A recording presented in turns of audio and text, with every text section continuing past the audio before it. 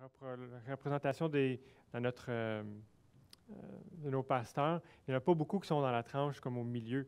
Il y a une génération qui pousse. On commence à avoir des nouveaux ouvriers qui débutent, mais dans les 40 ans, il n'y en a pas beaucoup. Beaucoup des ouvriers qui sont là depuis longtemps, qui ont servi grandement notre association d'église, sont vraiment sur le point de prendre leur retraite ou ils ont déjà pris leur retraite. Donc, on a quand même une bonne nouvelle de voir de plus en plus d'ouvriers de moins de 40 ans qui... moins de 40 ans, moi je ne ferais plus ça, là. Mais ça veut dire qu'il y a une relève. Mais il y a encore des grands besoins. Donc, on peut rendre grâce à Dieu pour la relève que Dieu est en train de susciter. Puis on le voit, des personnes qui manifestent le désir de servir Dieu, parfois à temps partiel, à temps plein, de différentes manières. Mais on voit que Dieu suscite. Suivante. J'aimerais vous offrir maintenant quelques chiffres par rapport aux cours, les programmes de Sembec. Ça va donner une bonne aperçu de c'est qui étudie à Sembec. Donc, quand on regarde, j'ai des chiffres qui touchent les cours magistraux, c'est-à-dire les cours qui sont offerts en classe par un professeur. Dans l'année scolaire 2021-2022, on a eu 43 cours magistraux qui ont été offerts. Ça inclut les cours de counseling biblique offerts avec le partenaire de la Fondation en counseling biblique. Donc, sur 43 cours magistraux, il y a eu 359 inscriptions à des cours. Puis, si on départage ceux qui sont inscrits à plus qu'un cours, on a eu 248 étudiants, juste dans les cours magistraux. Donc, on peut vraiment rendre gloire à Dieu de l'intérêt, le nombre de personnes qui sont inscrites à un cours Sembec durant l'année 2021-2022. Puis, ça vous donne quand même une idée du genre d'étudiants qu'on a à Sembec. C'est-à-dire qu'on a beaucoup d'étudiants qui font un cours par année. C'est vraiment notre clientèle, si on parle de cette façon-là. Mais c'est vraiment, ça veut dire qu'on sent beaucoup de gens dans l'Église locale, pas juste des pasteurs en formation. Puis peut-être des fois, on pense à Sembec, puis on se dit, OK, mais moi, je ne veux pas aller prêcher en avant ou je ne veux pas devenir pasteur. Mais pourquoi je prendrais un cours Sembec?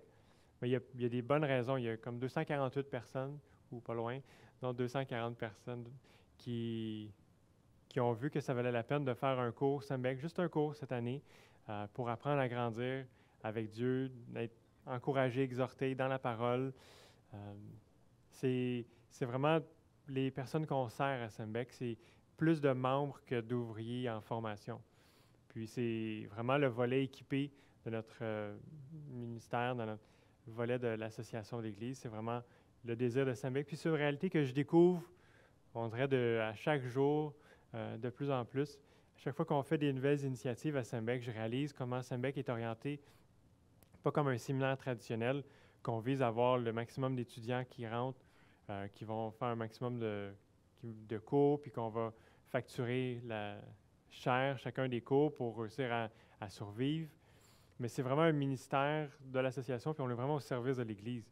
Des fois, on fait des choix qui ne sont pas vraiment stratégiques financièrement, mais qui sont vraiment stratégiques pour le royaume, pour le ministère, pour les églises. Cette notion qu'on est au service est vibrante, comme par exemple, on a des nouvelles ressources qu'on a mises en place dans les dernières années. Je vais en partager quelques-unes. Oui, j'ai oublié, il y avait les admissions. Donc, je vais revenir aux ressources. 22 nouvelles admissions dans les programmes traditionnels, 18 par compétence en partenariat avec Northwest Baptist Seminary, puis au total, ça donne une 40aine de nouvelles admissions. Donc, on voit vraiment qu'il y a des nouveaux étudiants qui s'ajoutent d'année en année, puis je trouve que c'est vraiment encourageant, puis je rends gloire à Dieu pour ça. Donc, mes nouvelles ressources pour la formation. Premièrement, Sembec est en train de mettre en place quelque chose qui était de manière un peu informelle présent, mais qui est en train de se structurer mieux, c'est-à-dire des centres de formation Sembec dans lesquels Sembec offre un accompagnement à des églises qui veulent vraiment intentionnellement former, multiplier des disciples, offrir des cours Sembec, faire la formation de leaders. Présentement, on a 12 centres de formation qui ont été accompagnés, qui a comme un processus qui a été lancé avec un coach Sembec, puis on a démarré une stratégie, un processus de formation pour ce centre de formation de Sembec. L'Église de Repentigny en fait partie, puis il y en a 8 aussi nouveaux qui sont développés dans les prochains mois. Donc, étant un centre de formation Sembec ici à Repentigny, quelque chose est quand même assez nouveau dans lequel vous allez entendre un peu plus parler prochainement. Mais si on pense au cours qui s'en vient cet automne, on va faire un cours Sembec cet automne. Ça fait un peu partie de cette initiative-là, d'offrir des cours, d'offrir la formation, la multiplication de disciples, de leaders dans le contexte de l'Église. On a aussi un cours qui est offert depuis l'année passée. Donc, là, on a une deuxième édition qui va se donner cet automne, Coaching 360. Donc, c'est vraiment des outils qui ont été mis ensemble sous un tutoriel, sous un coaching de formation sur comment coacher d'autres personnes. Parce qu'on va faire en promotion depuis longtemps, mais comment on fait le coaching? On l'a enseigné de manière théorique pendant longtemps. On a fait parfois du coaching de manière individuelle, mais là, on se rendait compte qu'on avait vraiment besoin d'une formation plus sur le terrain qui accompagne les coachs en formation, les coachs même des fois, ça fait longtemps qu'ils font du coaching, mais qui ont besoin juste de grandir. Donc, on a une formation pour aider les différents responsables à faire le coaching. Puis finalement, il y a vous connaissez peut-être Académie, le mouvement jeunesse, qui est la nouvelle version de JBEC. Là, maintenant, on a Académie Mouvement Jeunesse, qui est une formule sur une année au complet, comme l'année scolaire, où est-ce que les jeunes vont venir à Sembec, ils vont avoir des cours. Là, ils vont retourner dans leur église locale, mettre en place ce qu'ils ont appris. Ils vont être en train de servir dans leur église, puis en même temps qu'ils vont faire des cours. C'est un peu comme une année biblique, d'études bibliques, mais dans laquelle les étudiants peuvent rester dans le contexte de leur église locale. Donc, toujours avec la valeur et la philosophie de formation de Sembec. Donc, ça a commencé en 2019. Il me semble qu'on est à la 3e année. Okay, je vais essayer d'accélérer. Nouvelle personnelle. Donc, de mon côté, je suis toujours en transition avec l'arrivée de Gabriel. Je suis bien heureux de travail. Je vois que Dieu a bien outillé Gabriel à la hauteur pour former une équipe à Sembec. Je rends grâce à Dieu pour le travail qu'il peut faire, qu'on peut partager ensemble les responsabilités. C'est vraiment une bénédiction. Donc, au niveau de mes responsabilités dans lesquelles je me développe de plus en plus, il y a un aspect d'enseignement. Comme je vais enseigner un cours cet automne à Longueuil sur la Bible, sur son interprétation. Je me consacre aussi à faire du coaching académique dans les programmes par compétences. Il y a un coach qui est établi, qui est un coach comme de Sembec, qui aide l'étudiant tout au long de son parcours. J'accompagne plusieurs étudiants de cette façon-là. Pour la revue théologique Sembec aussi, si vous avez intérêt, des articles plus théologiques poussés, vous pouvez vous abonner à cette revue. Puis, je travaille sur le développement de cours, programmes et ressources pour les étudiants. Donc ça, c'est un aperçu de mes responsabilités. Puis si je donne quelques nouvelles au niveau de mes études, j'ai 2 jours qui sont consacrés par semaine à mes études. Donc, je peux célébrer avec vous la fin de ma maîtrise en études théologiques.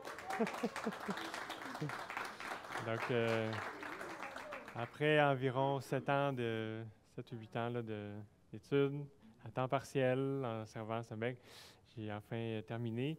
J'ai reçu cette semaine mon courriel qui vont m'envoyer mon diplôme. Là, c'est fait. Donc, c'est vraiment une grande joie. Mais ce n'est pas terminé, les études. Je ne sais pas quand est-ce que la transition va se faire encore, mais je suis en processus pour aller éventuellement vers un doctorat. Donc, je suis en réflexion sur un sujet de recherche, puis trouver un superviseur qui pourra m'accompagner dans ça. Donc, je suis dans les prochains mois, si vous voulez prier pour ça, vraiment en prière là-dessus, que Dieu m'oriente vers le bon sujet, le bon superviseur. C'est vraiment, j'ai à cœur de continuer à m'approfondir dans la doctrine des Écritures, sur comment on comprend les Écritures, comment on définit c'est quoi la Bible. L'idée des doctrines, quand on parle de Dieu, c'est révéler, l'inspiration. Il y a plein de sujets que je trouve vraiment importants parce que je vois comment est-ce que c'est capital pour le reste de notre théologie. La façon qu'on va lire la Bible, la façon qu'on va comprendre la Bible, qu'on va l'apercevoir, va avoir un impact énorme sur le reste de nos doctrines ou notre pratique dans la vie de tous les jours. Donc, c'est vraiment un sujet qui m'est à cœur. Puis, je cherche une question dans cet ordre-là. Probablement avec le livre de Jérémie encore, parce que c'est plus facile. C'est un bon livre pour ça. Donc, prochainement, j'aimerais me tourner vers le deuxième volet de la parole. Une phrase qui m'a touché dans un des versets qu'on va regarder dans quelques instants, c'est que la parole de Dieu n'est pas liée. C'est un peu le sujet du temps qu'on va prendre ensemble dans les Écritures maintenant. C'est que la parole de Dieu n'est pas liée. On peut pas l'attacher, on ne peut pas la dominer, on ne peut pas la faire taire. La parole de Dieu demeure libre, peu importe ce que l'homme essaie de faire. Puis, vous savez probablement que Sembec aime beaucoup le chapitre 2 de 2 Timothée. Un des versets clés, un des versets clés de Sembec, vous le savez peut-être, c'est 2 Timothée 2:2. « Et ce que tu as entendu de moi en présence de beaucoup de témoins, confie-le à des hommes fidèles qui soient capables de l'enseigner aussi à d'autres. » On a ce processus de multiplication ici. On a Paul qui enseigne à Timothée, qui va enseigner à des hommes fidèles, qui enseigneront aussi à d'autres. On a comme 4 générations de personnes qui vont faire de la formation, qui vont faire du coaching. Depuis toujours, ce verset-là est clé à Sembec. Un des versets clés pour mon propre ministère, c'est dans le même chapitre de 2 Timothée 2, le verset 15. « Efforce-toi de te présenter devant Dieu comme un homme qui a fait ses preuves, un ouvrier qui n'a pas à rougir, qui dispense avec droiture la parole de la vérité. » Donc, c'est vraiment un désir, un fardeau qui est sur mon cœur, que ça puisse être vrai dans ma vie, dans la vie de ceux qui sont autour de moi, mais que je puisse me présenter devant Dieu comme un homme qui a fait ses preuves, un ouvrier qui n'a pas à rougir, qui dispense avec droiture la parole de la vérité. Je souhaite de tout cœur de ne pas avoir honte en me présentant devant Dieu, que j'étais vraiment comme à côté de la traque. Mon désir, c'est pas d'avoir raison, c'est d'être dans la vérité. C'est pas que moi, je sois trouvé comme ayant raison ou comme étant supérieur à un autre, mais c'est que je veux vraiment être dans la vérité, je ne veux pas être dans l'erreur. Puis, ayant un mandat d'enseigner, c'est capital que je puisse être attaché à la vérité, puis que Dieu puisse me conduire dans ce mandat-là. Donc, si vous voulez prier aussi pour moi ou pour Patrick, merci.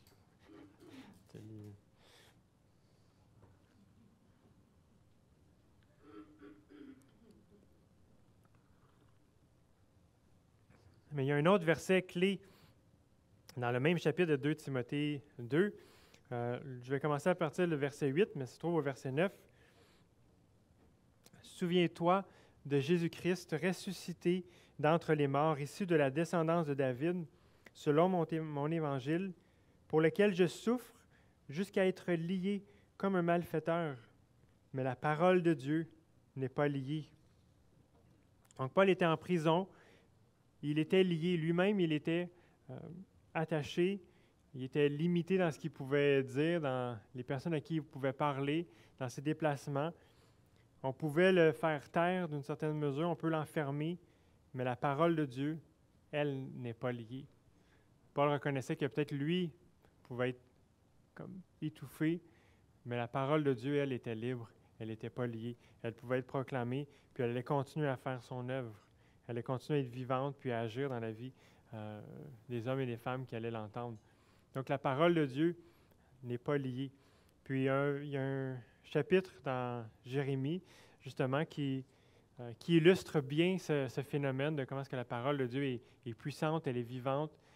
Puis, les hommes ont beau s'attaquer à cette parole, mais ils ne peuvent pas la dominer, ils ne peuvent pas la faire taire. Je vais donc vous inviter à tourner avec moi dans Jérémie 36.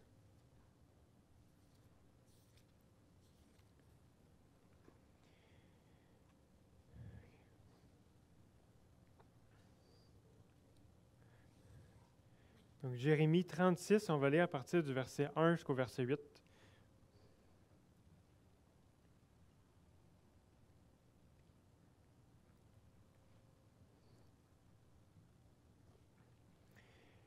La 4e année de Jéhoïakim, fils de Josias, roi de Juda, cette parole fut adressée à Jérémie de la part de l'Éternel en ces mots.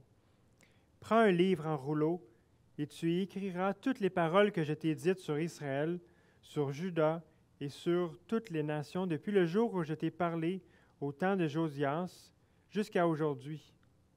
Peut-être la maison de Juda prendra-t-elle garde à tout le mal que je pense lui faire, de sorte qu'ils reviendront chacun de sa mauvaise voie. Alors je pardonnerai leurs fautes et leurs péchés. » Jérémie appela Baruch, fils de Néria. Alors, sous la dictée de Jérémie, Baruch transcrivit dans un livre en rouleau toutes les paroles que l'Éternel avait dites à Jérémie. Puis Jérémie donna cet ordre à Baruch. « Je suis retenu et je ne peux pas aller à la maison de l'Éternel. Tu iras toi-même et tu liras dans le rouleau tout ce que tu as écrit sous ma dictée, les paroles de l'Éternel, en présence du peuple, dans la maison de l'Éternel, un jour de jeûne. Tu les liras aussi en présence de tous ceux de Juda qui seront venus de leurs villes respectives. Peut-être leur supplication parviendra-t-elle devant l'Éternel et reviendront-ils chacun de leur mauvaise voie, car grande est la colère, la fureur que l'Éternel a exprimée envers ce peuple. » Baruch, fils de Néria, fit tout ce que lui avait ordonné le prophète Jérémie, et lut dans le livre des paroles de l'Éternel dans la maison de l'Éternel. Donc, la 4e année de Jéhoïakim, c'est probablement autour de 605 avant Jésus-Christ.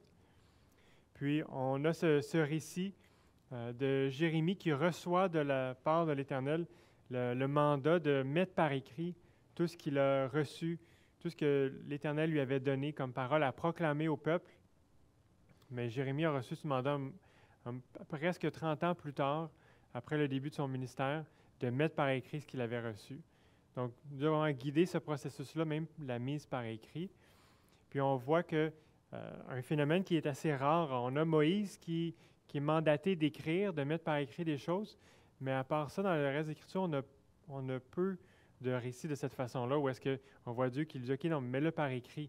Puis ça nous donne vraiment une image ou un exemple que ces prophètes pouvaient mettre par écrit des choses avant que ce soit des générations plus tard. Donc, ça ajoute vraiment la fiabilité, d'une certaine manière, à ce témoignage qu'on a de voir Jérémie qui lui-même met par écrit les révélations qu'il avait reçues de la part de l'Éternel. Donc, il les met dans un livre, puis on voit que Jérémie ne peut pas aller lui-même dans la cour du temple.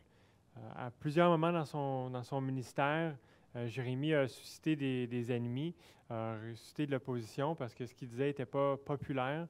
Puis, il semble qu'à ce moment-là, Jérémie lui-même était dans une période où il ne pouvait pas se présenter dans le temple. Il n'y a pas vraiment de détail qui est donné, mais c'est ce qu'on peut déduire là, du texte. Puis, c'est Baruch, son secrétaire, qui va aller faire la lecture. Puis, il y a quelque chose de vraiment intéressant parce que c'est Jérémie le prophète. C'est lui qui a reçu les paroles de l'Éternel, mais il va le mettre par écrit. Puis Baruch est en mesure d'aller lire, faire la lecture de la parole de Dieu, des paroles reçues au peuple, puis c'est vraiment la parole de Dieu qui va être proclamée à eux. Nous, aujourd'hui, on n'a pas Jérémie, on n'a pas Baruch, on n'a pas Paul, mais on a encore les écrits. Puis ça donne vraiment une image, là, OK, mais c'est possible de proclamer la parole de Dieu parce qu'on a ça par écrit. Dieu le fait pour les de Jérémie, mais on voit en rétrospective que Dieu a vraiment fait ce travail-là de faire mettre par écrit sa parole. Ça s'est préservé jusqu'à nous aujourd'hui. Dieu a protégé sa parole jusqu'à nous aujourd'hui, puis on peut encore faire ça. Donc, je crois qu'il y avait un parallèle entre Jérémie et Paul, qui les deux sont liés d'une certaine mesure, sont limités dans ce qu'ils peuvent faire, dans le déplacement, dans qui ils peuvent proclamer la parole, mais on voit que la parole de Dieu, elle, n'est pas liée, pas rattachée à une personne, mais c'est vraiment la parole de Dieu qui est vivante, puis qui peut même être proclamée par une autre personne, par une personne comme vous, comme moi. Aujourd'hui encore, on peut en faire cette lecture, on peut en faire la proclamation. Le but de ce message qui était pour être proclamé, l'objectif, c'était pour emmener les gens à la repentance. Donc, le jugement de Dieu allait tomber sur le peuple, la colère de Dieu était grande. Puis Dieu, tout comme Jérémie, exprime le but de cette proclamation-là, de cette mise par écrit ou de cette déclaration, les paroles de Dieu, comme étant l'objectif de les emmener à la repentance. Peut-être qu'ils vont se repentir, ils vont se détourner de la mauvaise voie, puis Dieu va laisser passer outre le jugement, puis il va leur faire grâce, comme on a vu souvent avec des prophètes, avec Jonas ou avec d'autres. Donc Baruch est envoyé dans le temple pour aller en faire la lecture. On va poursuivre la lecture au verset 9, là où est-ce que Baruch va aller lire dans le temple. Donc, Jérémie 36, 9. La 5e année de Jéhoïakim, fils de Josias, roi de Juda, le 9e mois, en proclamant un jour de jeûne devant l'Éternel pour tout le peuple de Jérusalem et pour tout le peuple venu des villes de Juda à Jérusalem. Et Baruch lut dans la maison de l'Éternel, dans le livre les paroles de Jérémie, en présence de tout le peuple. Il était dans la chambre de Guimaria, fils de Shaphan, le secrétaire, dans le parvis supérieur à l'entrée de la porte neuve de la maison de l'Éternel. Michée, fils de Guimaria, fils de Shaphan, entendit toutes les paroles de l'Éternel contenues dans le livre et descendit au palais du roi, dans la chambre du secrétaire, où siégeaient tous les ministres, Élishama, le secrétaire, Délaya, fils de Guimaria, El-Nathan, fils d'Akbar, Guimaria, fils de Shaphan, Sédécias, fils d'Anania, et tous les autres ministres. Et Michée leur rapporta toutes les paroles qu'il avait entendues lorsque Baruch lisait dans le livre, en présence du peuple. Alors tous les ministres envoyèrent à Baruch Yehudi, fils de Néthania, fils de Shélémia, fils de Couchi, pour lui dire « Prends en main le rouleau que tu as lu en présence du peuple, et viens. » Baruch, fils de Néria, prit en main le rouleau et se rendit auprès d'eux. Et lui dirent, « Assieds-toi et donne-nous-en la lecture. » Baruch leur en fit la lecture. Lorsqu'ils eurent entendu toutes les paroles, ils se regardèrent avec effroi les uns les autres et dirent à Baruch, « Nous révélerons au roi toutes ces paroles. » Ils questionnèrent alors Baruch, disant, « Révèle-nous, comment tu as écrit toutes ces paroles sous sa dictée? » Baruch leur répondit, « Il m'a dicté à haute voix toutes ces paroles, et je les écrivais dans le livre avec de l'encre. » Les ministres dirent à Baruch, « Va, cache-toi, ainsi que Jérémie, et que personne ne sache où vous êtes. »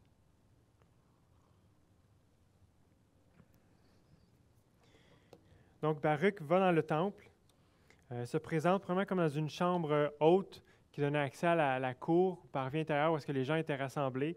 Donc ils pouvaient lire de manière à ce que le peuple entende les paroles de l'Éternel. Puis, il y a quelque chose de particulier avec le moment auquel Jérémie demande à Baruch de faire la lecture. Il demande de le faire un jour de jeûne. Puis peut-être ça explique le délai qu'il y a eu avant que Baruch puisse en faire la lecture. Parce que si on fait le calcul, presque un an s'est passé entre le commandement de mettre par écrit puis la déclaration dans la maison de l'Éternel. Donc, premièrement, il fallait mettre par écrit avec le rouleau, l'encre, la dictée. Donc, c'est pas, on ne peut pas faire CTRL-P puis imprimer direct, là. Il fallait en faire la rédaction, faire l'écriture, mais il y a aussi, il faut se rappeler que c'est des paroles que Jérémie a déjà proclamées. Jérémie a déjà déclaré ces paroles au peuple, puis ils n'ont pas écouté la première fois. Il y a eu de l'opposition contre Jérémie. Puis Jérémie demande à Baruch, « OK, mais attends un jour de jeûne. » Puis le jour dans lequel Baruch le fait, ce n'est pas un jour de jeûne officiel qu'on a dans les fêtes là, comme organisé, attendu.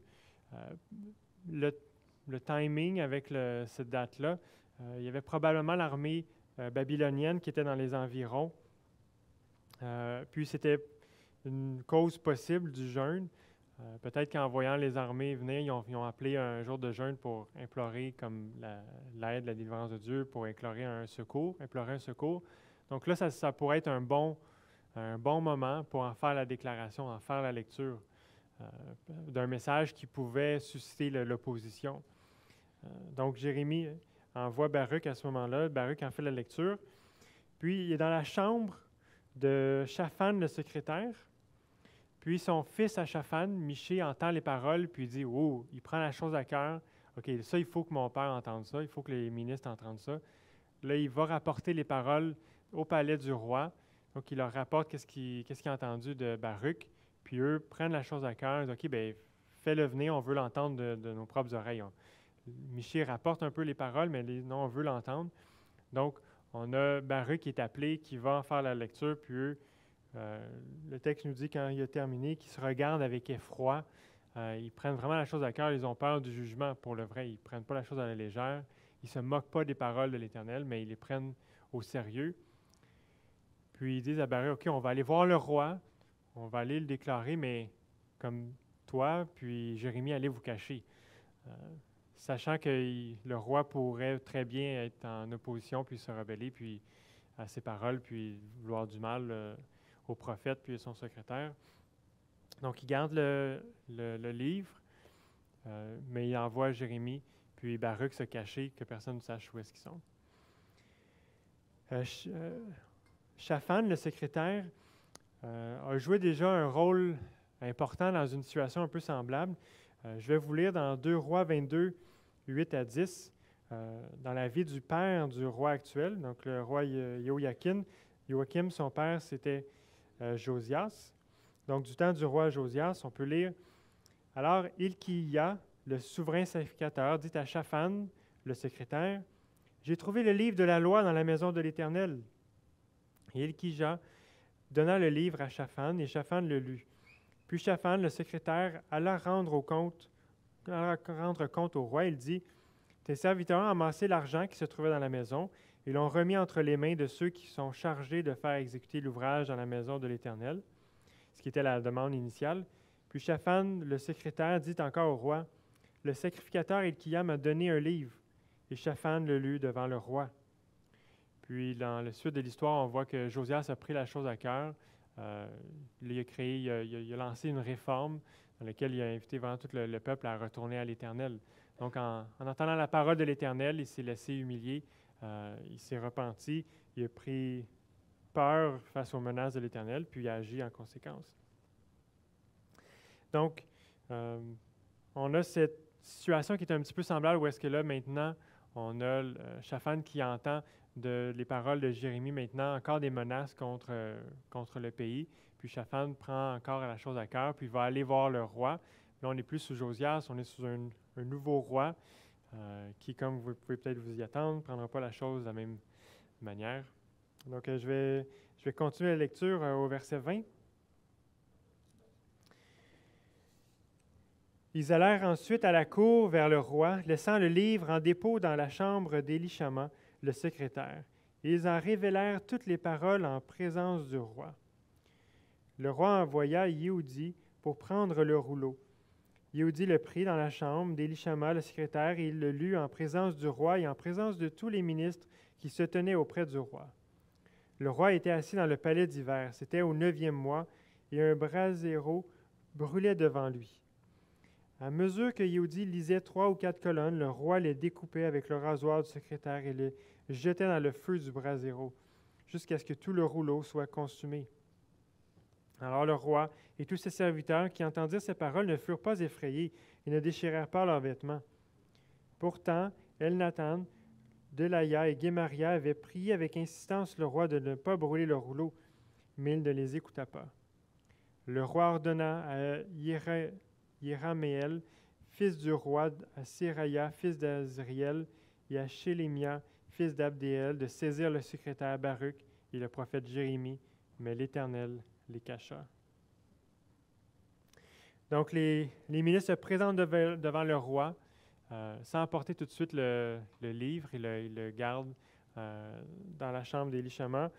Puis ils vont, un peu de la même façon que Michée avait rapporté les paroles, ils vont rapporter les paroles au roi, puis le roi va appeler, donc à nouveau il appelle, il veut avoir le livre, mais cette fois-ci, au lieu de lui se laisser toucher, humilier, d'être saisi d'effroi comme les ministres avaient fait, il est fâché, puis au fur et à mesure qu'on fait la lecture, il coupe le rouleau, puis il le jette au feu. Donc vraiment une réaction totalement opposée, une réaction qui est, on va dire, orgueilleuse, qui s'endurcit du roi, qui refuse de se laisser exhorter, convaincre par la parole de Dieu. Finalement, tout le rouleau y passe. Puis, comme on pouvait s'y attendre, Baruch et Jérémie sont condamnés Le roi commande leur arrestation, mais on peut lire au verset 26, « Mais l'Éternel les cacha. » Donc, l'Éternel prend soin de Baruch, de Jérémie.